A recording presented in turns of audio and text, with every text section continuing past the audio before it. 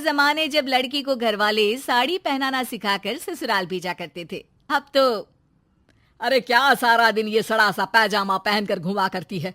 अरे कभी चुन्नी वाला सूट भी पहना कर। चुन्नी वाला सूट उसमें कौन सा बड़ा काम है। ये लो। राधा अंदर जाती है, पजामे के ऊपर ही कुर्ता और दुपट्टा डाल आती है। हैप्पी सासू माँ, अब तो पैजामे से कोई दिक्कत नहीं है ना। सास राधा को देखती है। हाँ कोई दिक्कत तो नहीं, लेकिन बहू तो बहू की तरह ही अच्छी लगती है ना। अरे बिंदी लिपस्टिक लगाया कर। अगले दिन राधा पजामे के ऊपर ऊंची सी साड़ी पहनकर तैयार होकर आती है। ससु माँ, चाय ले लीजिए। अरे राधा, ये क्या झोकर बनी हुई है। अरे साड़ी के नीचे से पजामा दिख रहा है। अरे तो कोई बात नहीं है ना ससु माँ, आप ही को तो बहू ऐसी चाहिए थी ना, बहू जैसी। अब मैं क्या करती। तभी वहां श्याम आ जाता है। अरे राधा, माँ के कहने का मतलब है कि साड़ी मतलब सिर्फ साड़ी। आप भी ना पागल हो गए हैं क्या। सिर्फ साड़ी तो सत्यम शिवम सुंदरम की जिन्नत अमान ने पहनी थी। अरे लोग देखते तो थे जी भर भर के, लेकिन आंखें बंद करके। कैसी बातें कर रहे हैं आप। अरे मोहल्ले वाले क्या कहेंगे ना। अरे बस बस श्याम, तू चुप हो जा। ये औरतों के बीच में मत बोला कर। वैसे भी तेरी बीवी को पढ़ाई लिखाई की सिवा आता क्या है। कल को सिर्फ साड़ी पहनकर निकल आई ना बाबा ना, हंगामा हो जाएगा। अरे बहू, वो कहना ये चाह रहा था कि नीचे ये तू जो पजामा सजा लेती है ना, वो नहीं पहनना है ना। राधा सास की बात सुनकर परेशान सी हो जाती है। वो समझ नहीं पाती कि उसे क्या करना है। मैं कैसे इन लोगों को समझाऊं कि मैंने बचपन से ही सिर्फ पैजामे ही पहने। मेरी शादी के दिन भी लहंगे के नीचे पजामा ही तो था। अरे किसी को पजामे से क्या दिक्कत हो सकती है।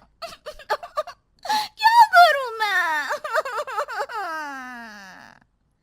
राधा रोने लगती है, जिसे उसका पति देख लेता है। अरे अरे मेरी प्यारी राधा, रो क्यों रही हो।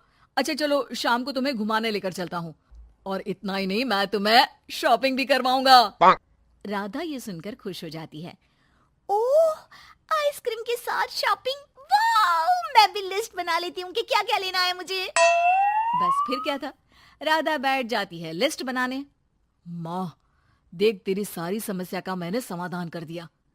अरे ऐसा क्या कर दिया, पजामे वाली को छोड़ दिया क्या तूने। अरे कैसी बात कर रही हो माँ, पजामे वाली नहीं, राधा नाम है उसका। तभी डोरबेल बजती है और पड़ोस की चाची घर आती है। उनके हाथ में एक पजामा होता है। अरे मैंने सोचा कि ये कपड़ा सड़क पर गिरा था, किसी ने सुखाने डाला होगा। अब ना ये पेटीकोट जैसा था, ना ही पतलून जैसा। तभी मैं समझ गई ये राधा बहू का पजामा होगा। तो पहनती है ना ये।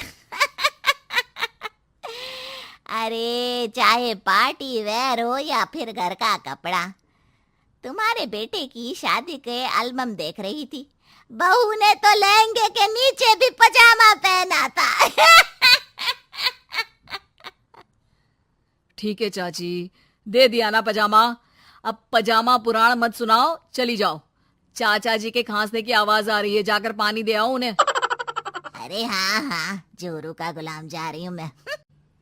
चाची के जाने के बाद, अरे अड़ोस पड़ोस वालों को बोलकर क्या फायदा होगा बेटा। अब तो घर मशहूर हो जाना ही है पजामे वाली बहू के नाम से। तभी वहां ससुर आ जाते हैं। अरे वो पीछे वाले घर के शर्मा जी ने तो घर के पोस्टल एड्रेस में यही लिखना शुरू कर दिया है, पजामे वाली बहू के घर के पीछे गली नंबर 7। अरे बस बस, आ गए तुम। दुकान आज जल्दी बंद कर दी। अरे क्या करूं, ये टाइट पैंट पहनकर बैठा नहीं जाता दुकान में। ज्यादा देर हुई तो थोड़ी देर पीठ सीधी करने घर चला आया। वैसे आज माँ बेटा साथ में क्या बातें कर रहे हैं। हाँ अरे हाँ, बातों से याद आया। बोल रहा है कि पजामे वाली प्रॉब्लम का सलूशन ढूंढ लाया है। जरा बता दो बेटा, क्या समाधान निकाला है। वो मैं ना माँ आज राधा को शॉपिंग के लिए ले जा रहा हूँ। अरे बेटा क्या बात है, कितनी अच्छी बात है। हाँ माँ, इतना ही नहीं, वो तो पूरी लिस्ट तैयार कर रही है कि वो क्या क्या खरीदेगी। जब इतना खरीदेगी तो कुछ अलग तो पहनेगी ही ना। उधर राधा बाजार जाने के लिए पजामा टी शर्ट पहनकर तैयार हो जाती है। चलिए जी, मुझे काफी सामान लेना है। पति श्याम उसे बाजार ले जाता है, जहां राधा एक नहीं दो नहीं बल्कि 12 पजामे खरीदती है, वो भी अलग अलग रंगों के। और वो सारे पजामे लेकर घर आ जाती है। अरे आ गई बहू रानी, क्या लेकर आई हो? पिताजी ये देखिए, आपके लिए ये पजामा लेकर आई हूँ, प्योर खादी का है। पैंट लुक में इसे आप दुकान में भी पहनकर जा सकते हैं। और खुद कह लिए ये 12 पजामे, हर रंग हर प्रिंट के। राधा अपने कमरे में चली जाती है, लेकिन सास सर पर हाथ रखकर बैठ जाती है। हाय रे फूटी किस्मत, भाग्य में साफ सुथरी सजी धजी बहू दिखना लिखाई नहीं है तो क्या किया जा सकता है। अरे बाजार गई भी तो क्या लेकर आई ये सड़े पैजामे। राधा इस बार फिर सास का रोना सुन लेती है। मैं क्या करूं भगवान, साड़ी में डर लगता है कि कहीं फंस कर गिर न जाऊं। माँ जी को पजामे से नफरत है, लेकिन एक अच्छी बहू होने के नाते मैं अपना पहनावा माँ जी के लिए जरूर बदलने की कोशिश करूंगी। हाँ भगवान जी। अगले दिन राधा बिना पजामे वाली साड़ी पहनकर सास के पास खड़ी हो जाती है। हाय रे, सूरज आज कहाँ से निकला है? अरे राधा बहू ने साड़ी पहनी है, वो भी पजामे के बिना। अरे वाह वाह बहू, तू तो राजकुमारी लग रही है। अरे लेकिन एक जगह खड़ी क्यों है? वो माँ जी इसलिए कि मैं गिर सकती हूँ। अरे हाँ जी, हमने तो 4 तल्ले के मकान को एक कर रखा था, ऊपर नीचे सारा घर संभाला था, वो भी साड़ी में।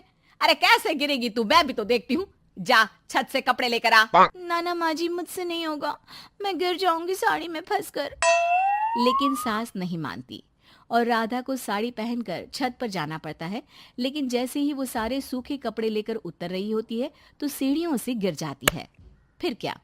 ओह, इनको काफी गहरी चोट आई है, लगता नहीं कि... नहीं डॉक्टर साहब, ऐसा मत बोलिए। अरे सारी गलती मेरी है डॉक्टर साहब, मेरी बहू को बचा लीजिए। अरे हाँ, वो बच जाएंगी, लेकिन चोट भरने में देर लगेगी। धीरे धीरे राधा ठीक हो जाती है और एक दिन जब पहली बार वो ठीक होकर कमरे से बाहर निकलती है तो देखती है कि सास ससुर पति सब पैजामे पहनकर खड़े होते हैं। देखा बहू, कैसा लग रहा है ये पैजामा? वैसे बहू सही में ये बड़ा कंफर्टेबल है। हाँ, अरे अब तो इसे पहनकर मैं इतने आराम से दुकान में बैठता हूँ कि कितने ही ग्राहक क्यों ना आ जाए, फटाफट काम होता है। मुझे माफ कर दीजिए माँ जी, मैं साड़ी पहनने की पूरी कोशिश करूंगी। अरे नहीं बहू, मुझे माफ कर दे, तूने घर के लिए मेरे लिए बहुत त्याग किया। बेटा इंसान पहनावे से नहीं बल्कि अपने कुशल व्यवहार से सबका प्यार पाता है। हमें तो अब बस पजामे वाली ही बहू चाहिए।